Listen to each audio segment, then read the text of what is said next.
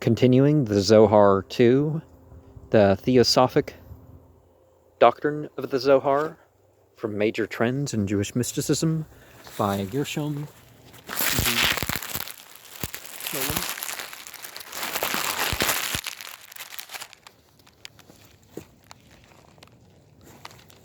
Even the most grandiose efforts to establish a complete synthesis, like the one made by Moses Cordovero of Safed, left an indissoluble remainder which defied rationalization. It is impossible to avoid the conclusion the problem was, from the beginning, insoluble, that mysticism originally perceived an aspect of God which is beyond rationality and which becomes paradoxical the moment it is put into words. The author of the Zohar seldom makes a direct approach to the problem.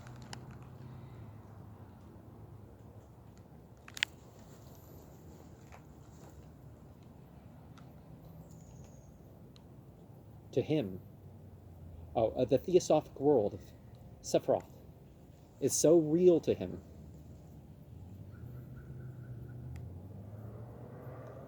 as to be, according to him, perceptible in almost every word of the Bible. The symbols and images which serve to describe it are, after all, more than mere metaphors to him. He is not simply a mystic who hunts for expressions to determine his rational experience. He is that too, and the origin of the mystical symbol, described by E. Resajak in his essay on the basis of the mystical knowledge, 1899, can be traced in many a striking passage. But at the same time, the Zohar, indeed the whole of Theosophical Kabbalism, reflects a very ancient heritage of the soul, and it would be too much to say that this mythical heritage has everywhere been successfully integrated into the doctrine of monotheism. 6. Some of these mythical symbols afford a particularly striking instance of the way in which genuine Jewish thought became indissolubly mixed up with the primitive mythical elements. This is true above all of sexual symbolism. It is well known that those deepest regions of human existence, which are bound up with the sexual life, play an important part in the history of mysticism. With few exceptions, mystical literature abounds in erotic images. Even the mystical relation to God is frequently described as love between the soul and God. And Christian mysticism in particular has become notorious for the way in which it pushed this metaphor to extremes.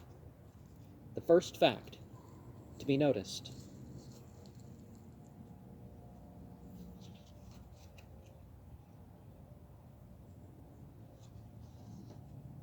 is that this particular interpretation of man's relation to God plays hardly any part in the documents of the older, and particularly the Spanish Kabbalah. It may be remarked in passing that the older Kabbalists never interpreted the Song of Songs as a dialogue between God and the soul, i.e., an allegorical description of the path of the Unio Mystica, an interpretation common to Christian mystics since the days of Bernard of Clairvaux. The mystical school of Safed in the 16th century of the Common Era was the first to have its attention drawn to it. It is true that for the Kabbalists, as well as for the Hasidim of Germany, love towards God is a matter of the greatest importance. Again and again, the Zohar recurs to the problem of the twofold attitude towards God, that of love and that of fear. Like Eliezer of Worms, whose writings, as well as similar mystical tracts on morality, were doubtless known to him, Moses de Leon, too, postulates the identity of the deepest fear with the purest love, but even in the most extravagant descriptions of this love, its character remains that of the love of the child for its father. It is never the passion of the lover for his beloved, as you're going to see mentioned in some of the Sufi stuff that you have seen. Well, I mean, they don't really go into that there here, but here the Kabbalist of Spain differ radically from the Hasidim of Germany, who, as we have seen, did not shrink from taking this final step. The Zohar, in its description of the soul's fate after death, speaks of an ascent of the soul into higher regions, until, in the end, it enters the chamber of love. There, the last veil falls, and the soul stands pure and undisguised before its Maker.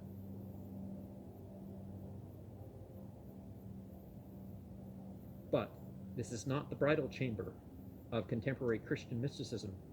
Like a daughter, to quote the Zohar, the soul receives the kiss of its father as the mark and seal of the highest state of bliss. There is only one instance in which the Zohar refers to the relation of a mortal to the divinity, to be exact, the Shekinah, in terms of sexual symbolism. The exception is provided by Moses, the man of God. Of him, and of him alone, it is said in a striking phrase that he had intercourse with the Shekinah.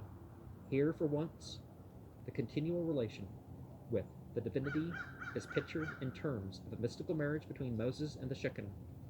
From certain passages in the Midrash, where mention is made of the termination of Moses' sexual relationship with his wife after he had been vouchsafed personal intercourse with God from face to face. Of course, 100 years ago, that word meant something else, right? But Moses de Leon has drawn the conclusion that for him the marriage with the Shekinah had taken the place of earthly marriage. But while in other instances the Kabbalists refrain from employing sexual imagery in describing the relation between man and God, they show no hesitation when it comes to describing the relation of God to himself. In the world of the Sephiroth, the mystery of sex, as it appears to the Kabbalist, has a terribly deep significance. This mystery of human existence is for him nothing but a symbol of the love between the divine I and the divine you. The Holy One, blessed be he, and his Shekinah, the Eros Gamos, the sacred union. Eros.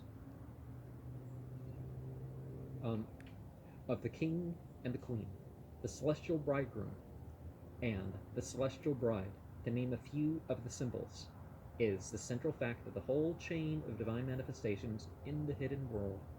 In God, there is a union of the active and the passive, procreation and conception, from which all mundane life and bliss are derived. This sexual imagery is employed again and again, and in every possible variation. One of the images employed to describe the unfolding of the Sephiroth pictures them, as I have said above, as the offspring of mystical procreation, in which the first ray of divine light is also the primeval germ of creation. For the ray which emerges from nothing is, as it were, sown into the celestial mother, i.e., into the divine intellect, out of whose womb the Sephiroth spring forth, as king and queen, son and daughter. Dimly we perceive behind this mystical images the male and female gods, goddesses, of antiquity, anathema, as they were to the pious Kabbalist.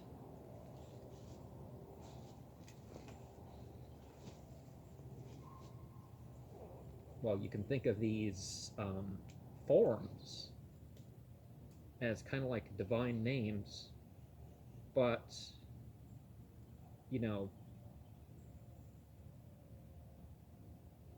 manifested in material things that you can't actually ascribe to God. Well, it's a difficult thing to phrase out, right? The ninth Sephiroth, Yesod, out of which all the higher Sephiroth, wielded together in the image of the king, flow into the Shekinah. It is interpreted as the procreative life force, dynamically active in the universe. Out of the hidden depth of this Sephiroth, the divine life overflows in the act of mystical procreation.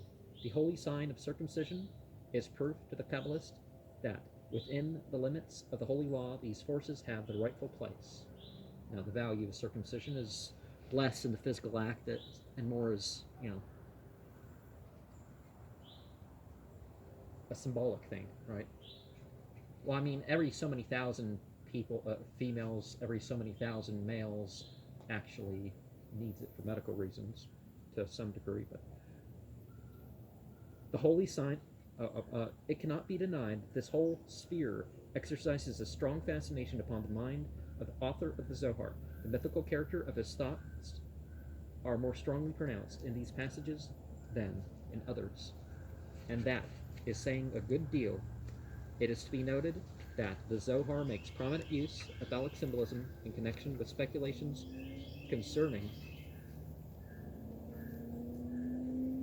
the Sephirah Yesod, not a minor psychological problem considering the author's strict devotion to the pious conception of a Jewish life and belief. There is, of course, ample room here for psychoanalytical interpretation. Indeed, the case with which this method can be applied to the subject is only too apparent, for there is little hope, in my opinion, that real light can be shed on the matter in this way. An attempt to interpret the eroticism of the Kabbalah in psychoanalytical terms has actually been made, but the author has not advanced beyond the common catchphrases which not a few adherents to the school unfortunately seem to regard as a sufficient answer to problems of this nature. Certainly, it is that, in the Zohar, this form of symbolism confronts us in a far more uncompromising form than it wears in any other literary document of Spanish Kabbalism, though, to some extent, it is common to the whole of this literature. We are obviously dealing here with a special individual characteristic of the author, and it is not surprising that it has aroused the criticism of the opponents of Kabbalism. An example of his radicalism is to be found in one of the sublimest passages of the whole book, where he describes the end of his hero, Simeon ben Yochai. Death comes to him at the moment when, after a long monologue on the deepest mysteries, he concludes with a symbolical description of the holy union in God, a description whose drastic and paradoxical character can scarcely be excelled. Here, as elsewhere, an unprejudiced analysis of this phenomenon would be of greater assistance for the understanding of the Zohar than the eloquent denunciation of his so-called obscenities with which Gratz and other detractors of this book of lies have permitted themselves. Charges of this kind simply misconstrue both the morality and the tendency of the Zohar, and are hardly relevant even to the literary form of presentation. But, above all, they completely ignore the problem presented by the resurrection of mythology in the heart of mystical Judaism, of which the Zohar is the classical representative. Undoubtedly, the author has gone farther in the Aramaic disguise and under the cover of pseudo-epigraphy than in his Hebrew writings, Hebrew being the later language, in which these tendencies have found a far more moderate expression. But it's precisely the comparatively uninhibited language of the Zohar which provides us with that deeper insight into his mind denied us by the majority of the writings of this school. Now, I am going to present these things literally, but I am, in the scholastic fashion, going to make the statements and give the comments related to it that I deem fit. Anyways, part 7. In this connection, attention must be directed above all to the new meaning infused into the idea of the Shekinah. This reinstatement of an ancient conception actually represents one of the most important constituent elements of the Kabbalism. In all the numerous references to the Shekinah in the Talmud and the Midrashim, I have already referred in the second lecture to Absalom's work on the subject. There is no hint that it represents a feminine element in God. Not a single metaphor employs such terms as princess, matron, queen, or bride to describe the Shekinah. It is true that these terms frequently occur where a reference is made to the community of Israel, in its relation to God. But for these writers, the community has not yet become a mystical hypostasis of some divine force. It is simply the personification of the real Israel. Nowhere is there a dualism with the Shekinah as the feminine opposed to the Holy One. Praise be to him. As the masculine element in God, the introduction of this idea was one of the most important and lasting innovations of Kabbalism. The fact that it obtained recognition in spite of the obvious difficulty of reconciling it with the conception of the absolute unity of God, and that no other element of Kabbalism won such a degree of popular approval, is proof that it corresponded to a deep-seated religious need. I have already suggested in the first lecture that the mystics, for all their aristocratic tendencies, were the true representatives of the living popular religion of the masses, and that the secret of their success is to be found in this fact, not only for the philosophers, but for the strict Talmudists as well. Insofar as they were not themselves mystics, the conception of the Shekinah as the feminine element in God was one of the main stumbling blocks in approaching the Kabbalistic system. It says something for its vitality that, despite the opposition of such powerful forces, this idea became part and parcel of the creed of wide circles among the Jewish communities of Europe and the East. Traces of this conception are to be found already in the book Bahir, the oldest document of Kabbalistic thought, upon whose relation to earlier Gnostic sources I have already commented in a few places. This fact is further proof, if proofs were needed. So far from being Christian, the idea originally belonged to the sphere of what we're going to call pagan mythology.